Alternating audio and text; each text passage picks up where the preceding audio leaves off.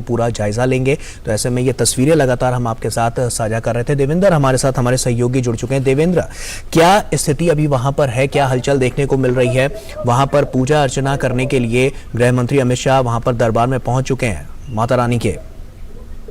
जी, सबसे पहले आपको बताना चाहूंगा कि अमित शाह जी से थोड़ी देर पहले ही जो है जो वैष्णो देवी भवन के पास हेलीपैड है वहां पे उतरे हैं और वहां से वो गाड़ियों के माध्यम से भवन तक पहुंचेंगे और यहाँ के फिर वो आगे पूजा करने के लिए जाएंगे। जी, ऐसे में क्या तैयारियां प्रशासन की तरफ से की गई हैं सुरक्षा व्यवस्था को लेकर, और क्योंकि आज बहुत सारा कार्यक्रम भी है गृह मंत्री अमित शाह का, उसको लेकर क्या तैयारियां नजर आ रही हैं? जी, यहाँ पे वैष्णो देवी भवन में पूजा करने के बाद गृह मंत्री का जम्मू और राजौरी में कार्यक्रम है, लेकिन उससे पहले यहाँ पे बता दूं सुरक्षा के कड़े इंतजाम किए गए हैं। और क्योंकि अभी नवरात्रे चल रहे हैं, आज दुर्गा नवमी का दिन है, तो पूरे भवन परिसर को जो है वो फूलों से सजाया गया है और बहुत ही जो कहते हैं कि बहुत यहाँ पे दृश्य है। और जैसे कि गृह मंत्री अमित शाह थोड़ी देर में यहाँ पहुंच रहे हैं, तो उनकी विजिट को लेकर यहाँ पे पूरे भवन परिसर को एक बार फिर दुल्हन की तरह सजाया गया है। अगर सुरक्षा की बात करें, जी हाँ, बिल्कुल सुरक्षा के पुख्ता इंतजाम किए गए हैं पूरे इलाके में। जी, ऐसे में देवेंद्र, जो तैयारियां हैं वो साफ तौर पर नजर भी आ रही हैं, जैसा कि हमने देखा कि उपराज्यपाल मनोज सिन्हा भी साथ में थे और तमाम जो गणमान्य वहां पर लोग हैं वो भी उनके साथ थे। ऐसे में जो तैयारियां हैं वो तो साफ तौर पर चरम पर नजर आ रही हैं।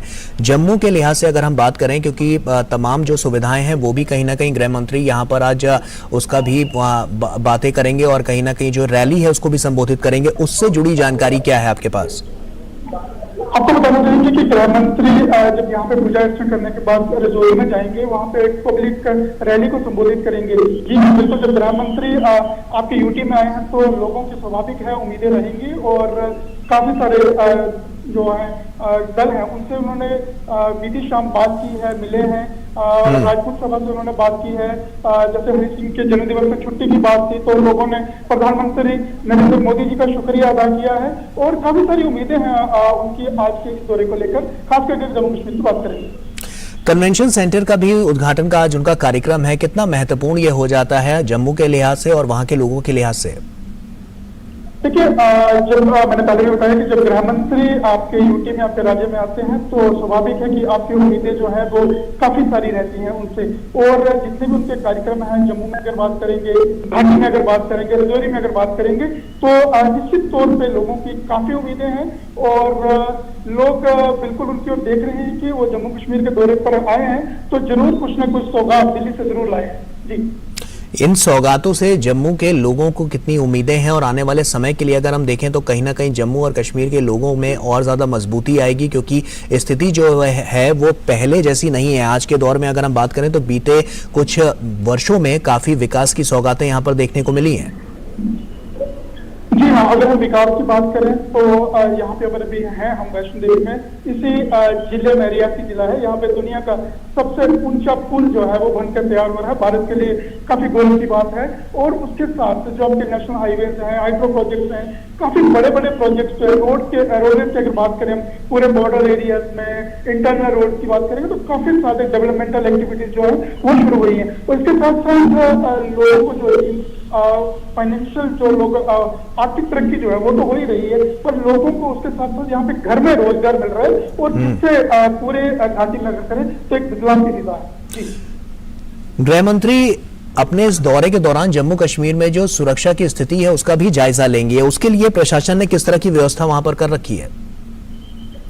देखिए, अगर सूत्रों की माने तो गृह मंत्री एक उच्च स्तरीय जो है वो सुरक्षा बैठक में भी भाग लेंगे। इसकी जानकारी जो है वो मीडिया से साझा नहीं की गई है क्योंकि ये काफी हाई लेवल मीटिंग है। हाँ, जरूर ये है कि गृह मंत्री जब जम्मू कश्मीर के दौरे पर है तो स्वाभाविक है कि सुरक्षा पर विशेष चर्चा जो होगी।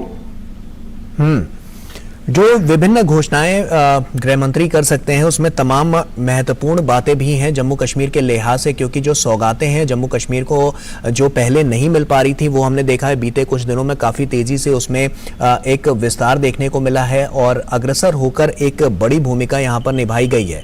ऐसे में जम्मू कश्मीर की अगर हम बात करें तो जो तमाम सुविधाएं वहां तक पहुंचाई जा रही हैं वो कितनी तेजी से वहां पर कारगर साबित हो रही हैं और उनसे डेवलपमेंट के जो काम है वो कितनी तेजी से वहां पर संचालित किए जा रहे हैं?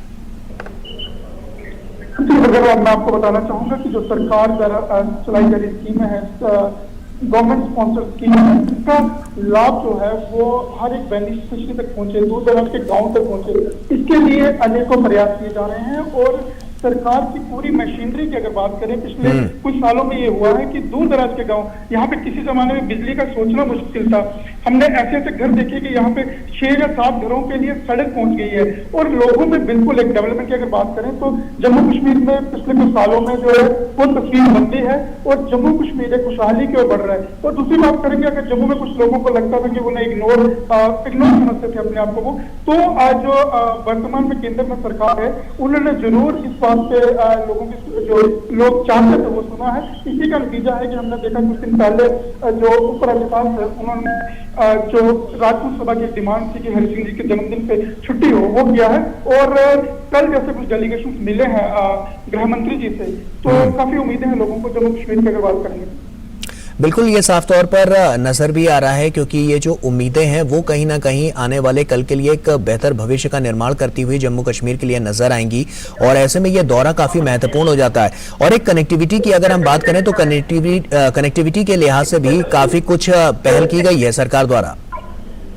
बिल्कुल कहा जाता है कि अगर किसी राज्य की तरक्की, किसी जगह की तरक्की की बात की जाए तो वहाँ कनेक्टिविटी जो है वो सबसे इम्पोर्टेंट रहती है। तो जम्मू कश्मीर की बात करें तो पिछले 2 या 3 सालों में बात करेंगे तो काफी सारी कनेक्टिविटी पे काम हुआ है। आपके यहाँ हाईवे बन रहे हैं और ये नहीं है कि सिंगल लेन डबल लेन, आपके 6 लेन हाईवे एक्सप्रेस वेज बनना शुरू हो गए हैं। अब आपको दिल्ली से कटरा तक की जो रास्ता है वो सरकार की कोशिश है कि 6 घंटों में तय कर दिया जाए। तो इस तरह के प्रयास किए जा रहे हैं सरकार की ओर से, तो यकीनन सबसे जो है आम लोगों को फायदा जरूर मिल रहा है। गृह मंत्री अमित शाह ने 5 समुदाय के लोगों से भी मुलाकात की थी जिसमें गुर्जर, बकरवाल, पहाड़ी, सिख और राजपूत समुदाय के लोग शामिल थे। किस तरह की प्रतिक्रियाएं लगातार वहां से निकलकर सामने आ रही हैं, क्योंकि हम जानते हैं कि जब ऐसे प्रतिनिधि मंडल से मुलाकातें होती हैं तो तमाम जो मुद्दे हैं उन पर चर्चा होती है। जी बिल्कुल, चर्चा की बात करेंगे तो मैंने जैसे आपको बताया कि बीती शाम जब गृह मंत्री जम्मू कश्मीर पहुंचे हैं यहाँ पे, तो उन्होंने राजभवन में जो है वो एक बैठक की है और उसके बाद वो प्रतिनिधियों से मिले हैं। तो यकीनन राजपूत सभा ने, जैसे मैंने आपको पहले बताया कि उन्होंने प्रधानमंत्री नरेंद्र मोदी जी का आभार व्यक्त किया है कि वो काफी देर से डिमांड कर रहे थे कि जो जम्मू कश्मीर के राजा हैं हरि सिंह, उनके जन्मदिन पर छुट्टी दी जाए। आज तक जितनी भी सरकारें आई उन्होंने वादे जरूर किए, लेकिन ये वादा किसी ने पूरा नहीं किया। तो पिछले कभी जो हुआ है हरि सिंह का जन्मदिन, उस दिन सरकार द्वारा छुट्टी की घोषणा की गई और इसके लिए खास करके जो राजपूत समुदाय है उन्होंने प्रधानमंत्री नरेंद्र मोदी जी का शुक्रिया अदा किया और अमित जी के हाथों ये संदेश भिजवाने की कोशिश की है कि प्रधानमंत्री के जो यहाँ पे काम चलाए जा रहे हैं, जो उनके द्वारा यहाँ पे अलग अलग स्कीमें चलाई जा रही हैं, उसके लिए लोग उनका धन्यवाद करते हैं। जी देवेंद्र, आप जम्मू कश्मीर की स्थिति को बहुत बेहतर तरीके से जानते हैं। बीते कुछ वर्षों में जो विकास के काम सरकार द्वारा किए गए हैं, क्या लगता है और क्या आपका अनुभव अभी तक रहा है? लोगों की किस तरह की प्रतिक्रियाएं हैं? कितना बदलाव देखने को मिला है पहले की स्थिति और आज की स्थिति की अगर हम बात करें?